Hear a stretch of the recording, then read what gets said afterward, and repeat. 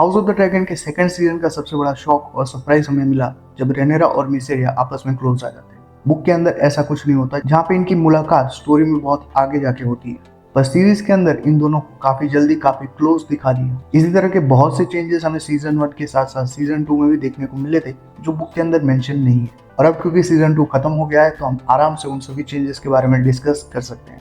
जहाँ सबसे पहला चेंज हमें देखने को मिलता है ब्लड एंड चीज के इवेंट में, जो पहले एपिसोड में हमें दिखाया गया, जहाँ पे एगोन के बेटे जेहारिस को मार दिया गया। बुक और शो इन दोनों में ही इसके पीछे डेमन जिम्मेदार होता है। पर एक बड़ा चेंज हमें देखने को मिलता है शो के अंदर, जहाँ पे डेमन खुद जाता है किंग्स लैंडिंग और ब्लड एंड चीज को रिक्रूट करता है इस काम के लिए। जहाँ बुक के अंदर ये काम उसकी व्हाइट वॉर्म यानी कि मिसेरिया करती है, जो किंग्स लैंडिंग जाके ब्लड एंड चीज को रिक्रूट करती है। और इन दोनों ही इवेंट में प्रिंस जेहारिस की मौत हो जाती है। पर इस मौत को भी काफी ज्यादा चेंज कर दिया गया है शो के अंदर, जहाँ पे बुक के अंदर ये इवेंट काफी क्रूअल दिखाया गया है। जब ब्लड एंड चीज जेहारिस तक पहुंचते हैं तो उस रूम में एलिसेंट और हेलेना मौजूद होते हैं एगोन के बच्चों के साथ। और बुक के अंदर ये 3 बच्चे होते हैं, जेहारिस, जहरा और मेलोर, जहाँ पे मेलोर सबसे छोटा बच्चा होता है। और वो दोनों फाइनली आइडेंटिफाई करते हैं लड़कों को और मेलोर और जेहारिस को उठाते हैं और हेलेना से पूछते हैं इन दोनों में से किसको मारना है। जहाँ पे ऐसा ना करने पे वो जहरा के साथ काफी गलत काम करेंगे इसकी धमकी भी वो देते हैं, जिसके चलते हेलेना मेलोर को चुनती है क्योंकि वो छोटा बच्चा होता है। और मेलोर को मारने के बदले वो जेहारिस को मारते हैं और ऐसा करके वो मेलोर और हेलेना के बीच के रिलेशन को लाइफ टाइम के लिए डैमेज कर देते हैं। पर शो के अंदर वो स्टूपिड क्वेश्चन पूछते हुए दिखाया गया है कि इसमें से लड़का कौन है, और शो के अंदर जहरा और जेहारिस को ही दिखाया गया, जबकि मेलोर भी उस टाइम तक पैदा हो चुका था।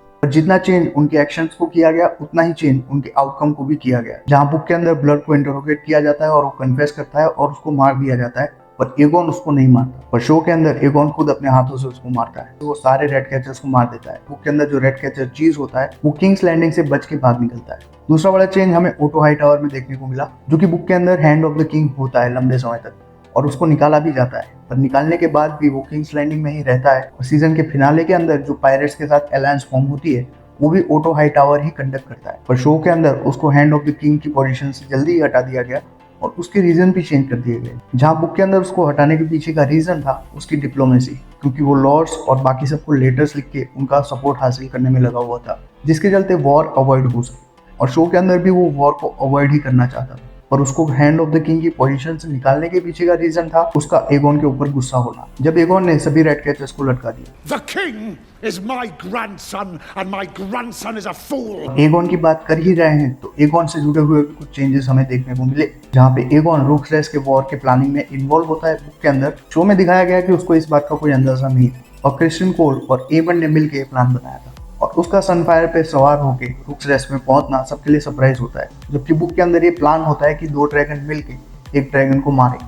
और वो बड़ी बैटल जो हमें ड्रैगन राइडर्स के ऊपर देखने को मिली रूक्सरेस पे, उसके अकाउंट्स भी काफी चेंज कर दिए गए, क्योंकि बुक के अंदर दिखाया गया है कि तीनों ड्रैगन राइडर्स आपस में भिड़ जाते हैं और तीनों क्रैश कर जाते हैं जमीन के ऊपर, जिसमें से एमन ही वेगार के साथ बाहर निकलता है। पर शो में इसको थोड़ा सा ड्रामेटाइज कर दिया गया, जहां सनफायर को डैमेज पहुंचाने के बाद रेनिस वहां से निकल जाती है, पर वो वापस वेगार से लड़ने के लिए आती है, जिसके अंदर वो मारी जाती है। और क्रिस्टियन कोल जो काफी गलत कामों के लिए हमको दिखाया गया सीजन 2 में, उसका कैरेक्टर काफी ज्यादा हम्बल और प्राउड है और वो ऐसी हरकतें कभी नहीं करता है बुक के अंदर। जहाँ पे रेनेरा के साथ भी उसका कोई गलत काम नहीं होते हैं बुक के अंदर, वहीं पे एलिसेंट और उसका भी कुछ लेना देना नहीं होता, सिवाय उसके कि वो उसका लॉयल प्रोटेक्टर रहता है। पर शो के अंदर उसको मास्टर ऑफ टंग्स दिखा दिया गया।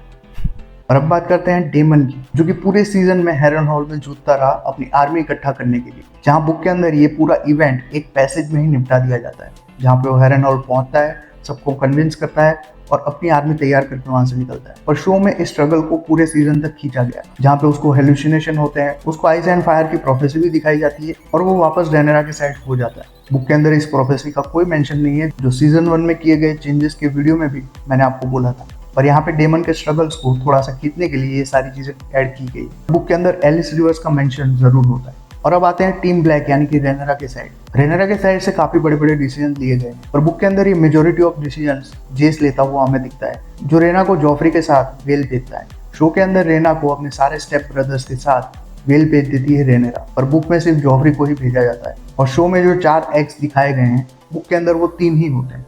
और अगर आप सोच रहे हो कि ये वही 3 अंडे हैं जो हमें गेम ऑफ थ्रोन्स में देखने को मिलेंगे, तो इसकी पॉसिबिलिटी ना के बराबर है, क्योंकि जेहारिस के टाइम पे भी 3 अंडे चोरी हुए थे और वो डॉन में ही रह गए थे। तो उन एग्स के गेम ऑफ थ्रोन्स में दिखने की प्रोबेबिलिटी ज्यादा है। और प्रिंसेस रेनिस की मौत के बाद कॉलिस वलेरियन को हैंड ऑफ द किंग चुनने का काम भी जेस ही करता है।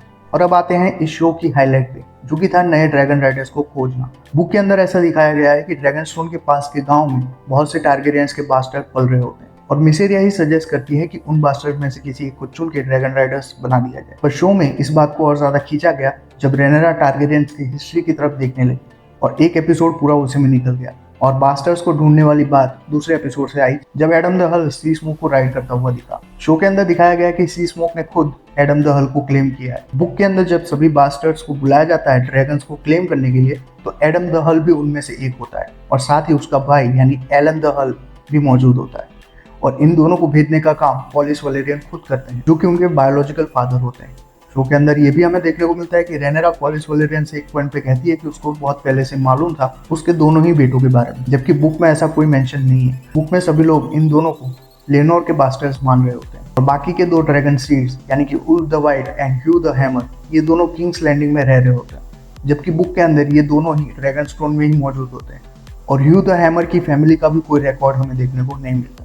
और आखिरी ड्रैगन जो हमें देखने को मिलता है वो है शिप स्टीलर, जो कि ड्रिप मार्क के आसपास के इलाकों में मौजूद होता है बुक के अंदर, जहां शो के अंदर इसकी जियोग्राफी पूरी तरह से चेंज कर दी गई और इसको वेल के अंदर दिखाया गया। और रेना इस ड्रैगन को क्लेम करेगी ऐसा स्ट्रॉन्ग हिंट हमें देखने को मिला। पर बुक में इसको नेटल्स नाम की एक लो बोर्न गर्ल राइड करती है और रेनेरा के साइड से वो लड़ती है। और एमन की बात करें तो एमन को भी काफी हद तक चेंज कर दिया गया है। जहाँ पे सीजन 1 में उसकी क्रूएलिटी को छुपाया गया था, वहीं पे सीजन 2 में उसकी क्रूएलिटी को बढ़ा दिया गया, जो कि बुक के अंदर नहीं है। जहाँ पे रुक्सेस के अटैक में कोई ऐसा मेंशन नहीं है कि उसने खुद जानबूझ के एगोन को जलाया था या उसको इंजर्ड किया था, जबकि शो में क्लियरली हमें दिखाया गया कि उसने खुद ही आयरन थ्रोन पे बैठने के लिए ही काम किया है। और इसी तरह के बहुत से छोटे बड़े चेंजेस और भी हमें देखने को मिले थे सीजन 2 के अंदर।